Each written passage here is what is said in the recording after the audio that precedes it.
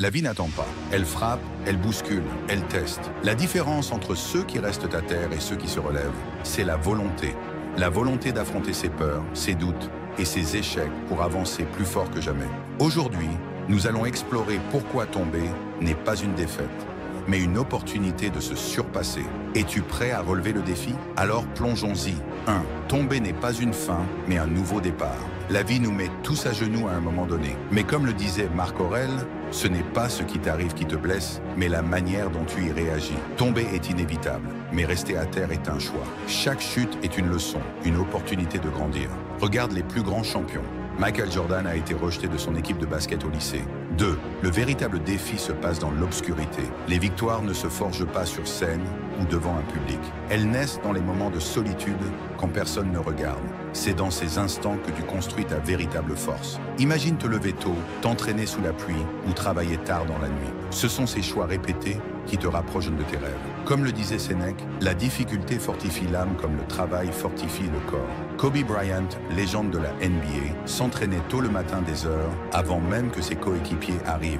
Ce n'est pas le talent seul qui l'a rendu exceptionnel, mais sa discipline et son travail acharné. 3. Trouve ton pourquoi. Pourquoi te lèves-tu chaque matin? Pourquoi veux-tu réussir? Sans une raison forte, les obstacles te sembleront insurmontables. Ton pourquoi est cette flamme intérieure qui te pousse à avancer, même quand tout semble perdu. Comme disait John Maxwell, le succès, c'est de se coucher chaque soir en sachant qu'on a fait un pas vers son objectif. 4. La répétition forge la transformation.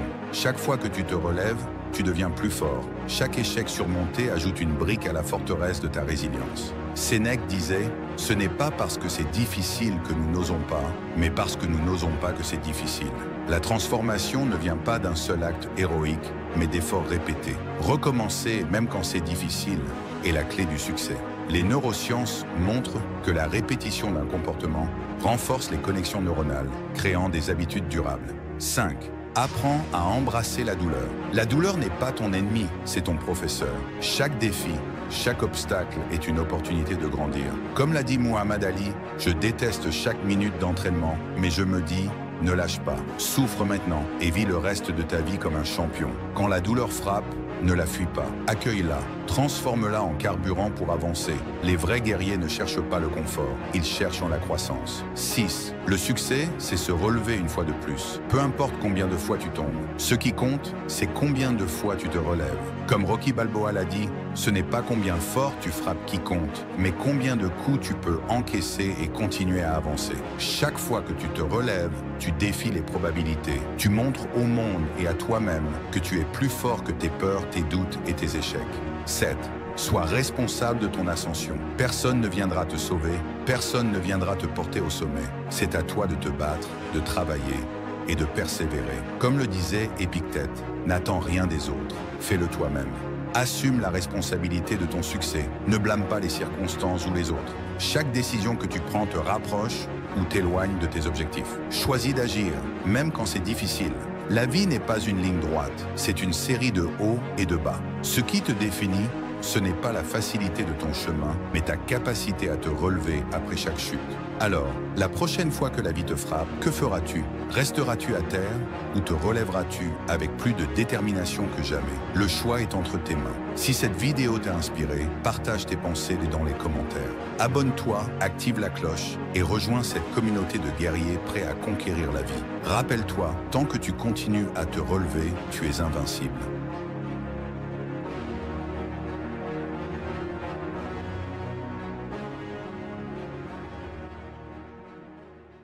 La plupart des gens abandonnent juste avant la percée. La réussite ne suit pas une progression linéaire. Elle fonctionne par paliers. Regarde un bloc de pierre qu'un sculpteur frappe. Pendant des jours, il semble ne pas bouger. Mais après des centaines de coups, une fissure apparaît, puis tout se transforme. C'est la même chose dans l'entraînement, l'apprentissage, les affaires, les relations. La percée vient après des efforts répétés, mais la plupart abandonnent avant d'y arriver. Comme l'a dit Thomas Edison, beaucoup d'échecs viennent de ceux qui n'ont pas réalisé à quel point ils étaient proches du succès. Si tu ressens l'envie d'abandonner, c'est probablement parce que tu es plus proche que tu ne le crois. Les faibles cherchent des excuses, les forts cherchent des solutions. Chaque jour, tu as deux choix, trouver une excuse pour abandonner ou trouver une raison pour continuer. Regarde l'histoire des plus grands hommes. Michael Jordan a été exclu de son équipe de basket au lycée. J.K. Rowling a essuyé des dizaines de refus avant que Harry Potter ne voie le jour. Steve Jobs s'est fait virer de sa propre entreprise avant de revenir et de créer l'iPhone. Tous auraient pu arrêter. Mais ils ont tenu bon. Comme le disait Winston Churchill, le succès, c'est d'aller d'échec en échec sans jamais perdre son enthousiasme. Si eux ont continué malgré tout, qu'est-ce qui t'empêche d'en faire autant? La persévérance n'est pas une question de motivation, mais d'habitude. Beaucoup pensent que pour persévérer, il faut être motivé. Erreur fatale. La motivation est instable, éphémère, imprévisible. Un jour, elle est là. Le lendemain, elle disparaît. Ceux qui comptent sur elle échouent. Les vrais gagnants ne se demandent pas s'ils ont envie d'avancer. Ils avancent. Comme l'a dit Jocko Willink, ancien Navy SEAL, la motivation est une émotion. La discipline est un mode de vie. Si tu veux être inarrêtable, tu dois transformer l'effort en une habitude quotidienne. Comment entraîner ta persévérance dès aujourd'hui? La persévérance n'est pas un don, c'est un muscle que tu dois entraîner. Si tu veux devenir plus fort mentalement, force-toi à aller plus loin que ce que ton esprit veut t'imposer. Premier, quand tu veux arrêter un entraînement, fais 5 minutes de plus. 2. Quand tu veux abandonner un projet, donne-toi encore une semaine. Troisième, quand ton esprit te dit « ça ne sert à rien », ignore-le et continue. Chaque jour où tu repousses tes limites, tu deviens plus puissant que la veille. Ce qui fait la différence entre ceux qui réussissent et ceux qui échouent, ce n'est pas le talent, c'est la persévérance. Les faibles cherchent la facilité, les forts tiennent bon. Ne sois pas de ceux qui abandonnent trop tôt. Développe l'habitude d'aller jusqu'au bout. Prouve-toi à toi-même que tu es capable de résister là où les autres s'effondrent. Dis-moi en commentaire, quel défi refuses-tu d'abandonner? Tout le monde veut réussir, mais pourquoi si peu y arrivent? Parce que la plupart abandonnent avant même d'avoir une chance de gagner. Ils commencent un projet, une discipline, un entraînement, et au premier obstacle, ils lâchent aux reprises. Ils ne comprennent pas que la vraie différence entre ceux qui échouent et ceux qui réussissent, ce n'est pas l'intelligence, ni le talent. C'est la capacité à tenir, encore et encore. La persévérance est l'arme ultime des gagnants. Sans elle, tu es condamné à rester dans l'ombre.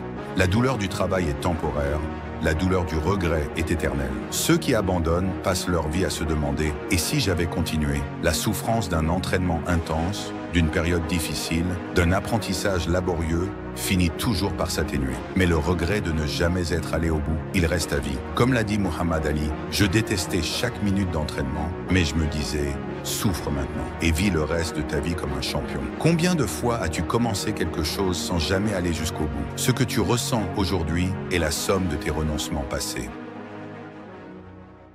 Pourquoi la majorité des gens échouent-ils encore et encore? Contrairement à ce qu'on pourrait penser, ce n'est ni une question d'intelligence, ni une question d'opportunité. Le problème est ailleurs. Il réside dans leur incapacité à agir lorsque la motivation disparaît. Parce que c'est bien là le piège. Ils comptent sur une énergie volatile, une émotion passagère, une illusion. La motivation n'est qu'un feu de paille, un coup de fouet temporaire qui finit toujours par s'éteindre. La discipline, en revanche, est un roc, une force inébranlable qui seule permet de franchir les obstacles et d'atteindre ses objectifs. Si tu veux réellement changer ta vie, il est temps d'accepter cette vérité que 90% des gens refusent de voir en face. La motivation est une illusion qui te condamne à l'échec. On nous vend l'idée que pour réussir, il suffit d'être motivé. Rien n'est plus faux. La motivation est un moteur capricieux, imprévisible, qui dépend de l'humeur du jour, des circonstances et des émotions. Elle est semblable à une relation toxique. Un jour, elle te porte au nu, le lendemain,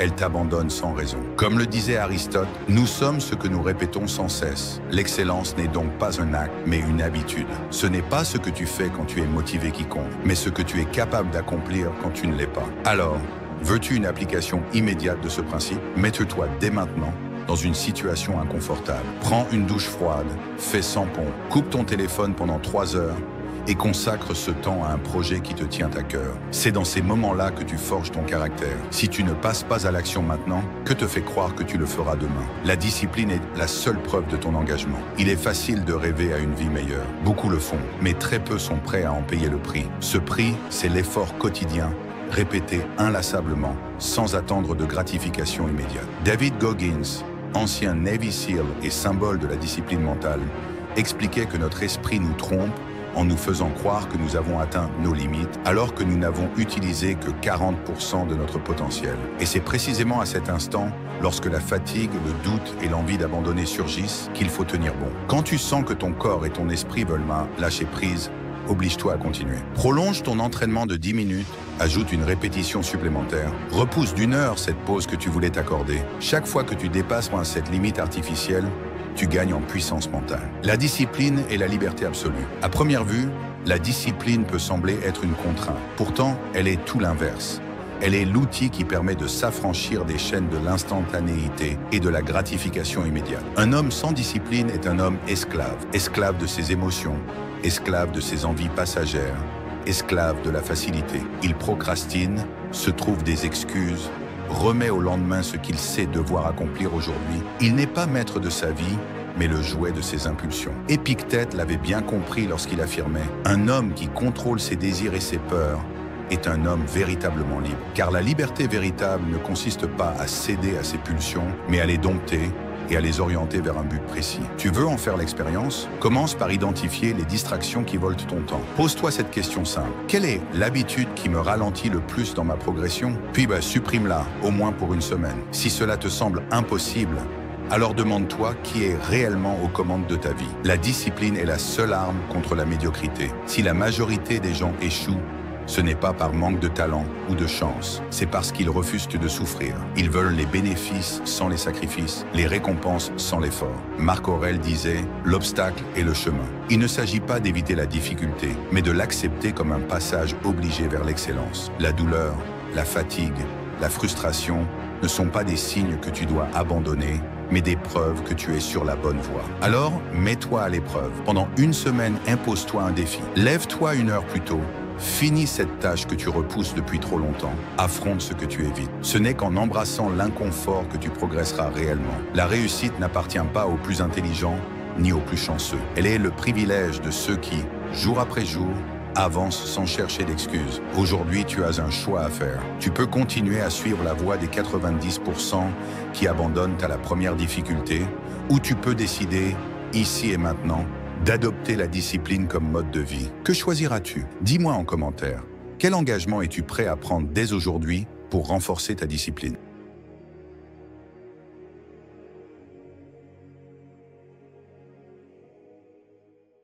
Tout le monde cherche le bonheur. Pourtant, plus on le cherche, plus il semble nous échapper. L'homme moderne croit qu'il trouvera la paix dans la richesse, dans la reconnaissance, dans le plaisir instantané. Mais s'il suffisait d'avoir plus pour être heureux, alors pourquoi tant de personnes riches, célèbres ou puissantes, sombrent-elles dans la dépression? Les philosophes de l'Antiquité avaient déjà compris une chose essentielle. Le bonheur ne dépend pas de ce que tu possèdes, mais de la manière dont tu perçois et gères ta propre existence. Aujourd'hui, je vais te montrer ce que les plus grands penseurs de l'histoire savaient sur le bonheur et comment appliquer leurs principes pour transformer ta vie. Le bonheur n'est pas une destination, mais une discipline. Nous vivons dans une illusion collective, celle que le bonheur viendra un jour quand on aura atteint tel ou tel objectif. On se dit, quand j'aurai plus d'argent, je serai heureux. Quand j'aurai cette voiture, cette maison, cette relation, ma vie sera parfaite. Mais Sénèque nous rappelle une vérité brutale. Tu agis comme si tu allais vivre éternellement, mais la vie est maintenant. Si tu n'es pas heureux aujourd'hui, rien ne garantit que tu le seras demain. Le bonheur est une discipline,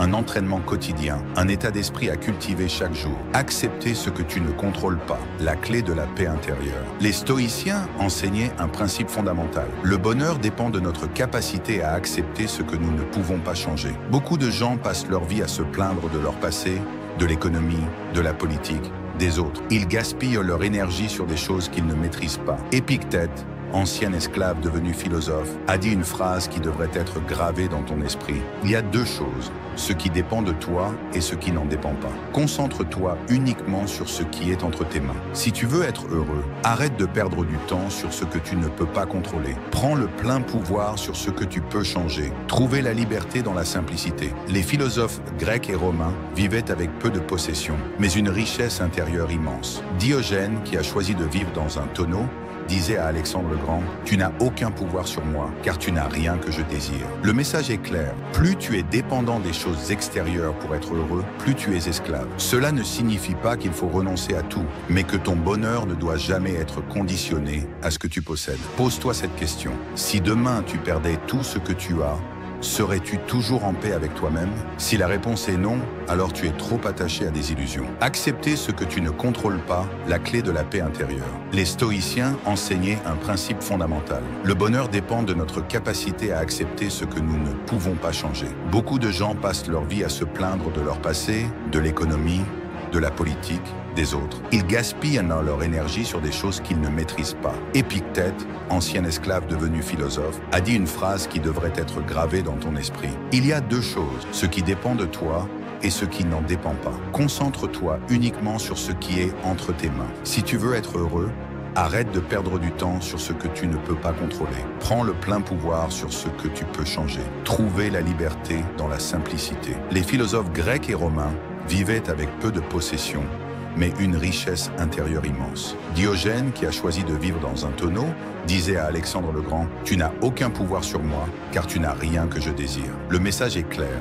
Plus tu es dépendant des choses extérieures pour être heureux, plus tu es esclave. Cela ne signifie pas qu'il faut renoncer à tout, mais que ton bonheur ne doit jamais être conditionné à ce que tu possèdes. Pose-toi cette question. Si demain tu perdais tout ce que tu as, serais-tu toujours en paix avec toi-même? Si la réponse est non, alors tu es trop attaché à des illusions. L'importance du moment présent, l'erreur que tout le monde fait. Beaucoup de gens passent leur vie prisonniers du passé ou obsédés par l'avenir. Ils regrettent des décisions, ils ressassent des erreurs, ou alors ils projettent leur bonheur sur un futur hypothétique, et ils oublient de vivre maintenant. Marc Aurèle, empereur et philosophe, disait « Ne gaspille pas ton temps à imaginer un futur incertain. Concentre-toi sur ce que tu peux faire aujourd'hui. Là tout de suite, tu es en vie, c'est la seule certitude que tu as. Alors pourquoi attendre pour commencer à être heureux? Le bonheur vient de l'action, pas de la réflexion. Un des pièges de la philosophie, c'est de croire que penser à une meilleure vie suffit. Mais la vraie transformation vient toujours de l'action. Sénèque disait « Ce n'est pas parce que nous savons ce qui est bon que nous le faisons. »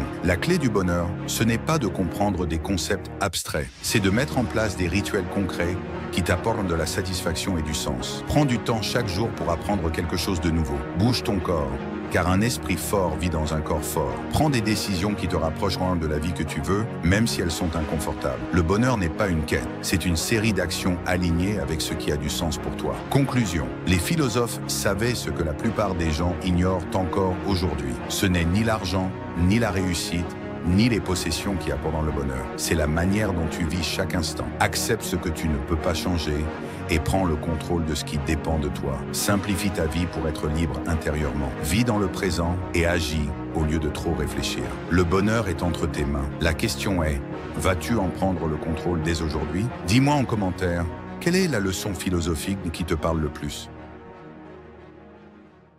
La vie n'est pas une fête constante, c'est un champ de bataille. Une lutte acharnée contre la médiocrité, les excuses et les raccourcis. La discipline, ce mot souvent redouté, est la clé qui sépare ceux qui rêvent de ceux qui réalisent. Dans cette vidéo, nous allons plonger dans l'art de la discipline, découvrir pourquoi elle est essentielle et comment elle peut transformer votre vie. Êtes-vous prêt à briser vos chaînes et libérer votre potentiel?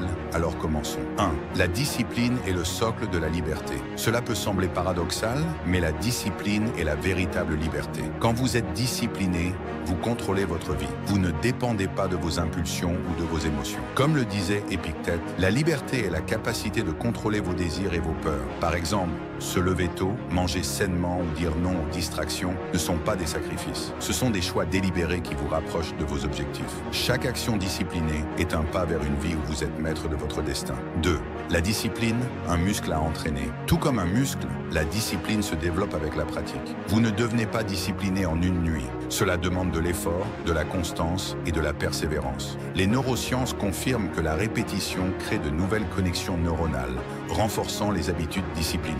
Exemple concret, Kobe Bryant, l'un des athlètes les plus disciplinés de l'histoire, s'entraînait des heures avant que le soleil ne se lève, répétant sans relâche les mêmes mouvements pour atteindre la perfection. 3. La discipline transcende la motivation. La motivation est éphémère, un feu de paille. La discipline, en revanche, est un feu qui brûle constamment. Comme l'a dit Jocko Willink, ancien Navy SEAL, la discipline égale la liberté. Les jours où vous ne vous sentez pas motivé, c'est la discipline qui vous pousse à avancer. Elle vous aide à surmonter la fatigue, les doutes et les excuses. Vous n'avez pas besoin de motivation pour réussir, vous avez besoin de discipline. 4. La discipline vous rend invincible face aux défis. La vie est pleine d'obstacles, mais la discipline vous donne les outils pour les surmonter. Elle transforme les échecs en opportunités et les difficultés en force. Sénèque disait « Ce qui est difficile aujourd'hui deviendra votre force demain ». Exemple concret, Dwayne The Rock Johnson est connu pour sa discipline inébranlable. Son éthique de travail l'a conduit du ring de catch à une carrière de cinéma phénoménale et à devenir une inspiration mondiale. 5. La discipline crée des habitudes gagnantes. Le succès est une accumulation de petites actions quotidiennes. Se lever tôt, planifier ses tâches, respecter ses engagements. Ce sont ces petites habitudes qui construisent une vie réussie. Fait scientifique, selon une étude de l'Université de Duke, 40% de nos actions quotidiennes sont basées sur des habitudes. Cultiver des habitudes disciplinées est donc essentiel pour atteindre vos objectifs. 6. Accepter l'inconfort pour grandir. La discipline, c'est choisir le chemin difficile, celui qui mène à la croissance. Comme disait Marc Aurèle, rien de grand n'est accompli sans effort. C'est dans l'inconfort que vous découvrez votre véritable potentiel. Que ce soit dans une salle de sport, en étudiant tard le soir ou en surmontant vos peurs, chaque pas hors de votre zone de confort vous rapproche de vos objectifs. 7. Organisez-vous pour réussir.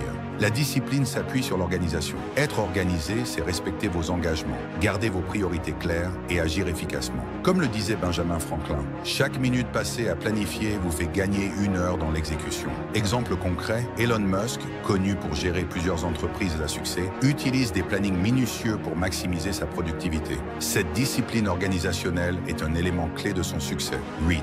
La discipline est une arme contre la médiocrité. Les gens disciplinés ne cherchent pas des excuses, mais des solutions. Ils n'attendent pas que les choses s'améliorent, ils agissent pour les changer. Ce n'est pas le talent qui distingue les gagnants, mais leur capacité à persister, même lorsque les choses deviennent difficiles. Fait inspirant, Arnold Schwarzenegger a surmonté d'innombrables obstacles pour devenir champion de bodybuilding, acteur emblématique et gouverneur. Son secret, une discipline de fer. Conclusion, la discipline est bien plus qu'un simple concept. C'est une philosophie, un mode de vie. Elle transforme vos rêves en objectifs et vos objectifs en réalité. En cultivant la discipline, vous libérez votre potentiel et devenez maître de votre destin. Alors, êtes-vous prêt à briser vos chaînes et à embrasser la discipline? Partagez votre engagement dans les commentaires. Si cette vidéo vous a inspiré, abonnez-vous, activez la cloche et poursuivez cette quête vers une vie exceptionnelle. Vous avez en vous la capacité de conquérir chaque défi que la vie vous lance.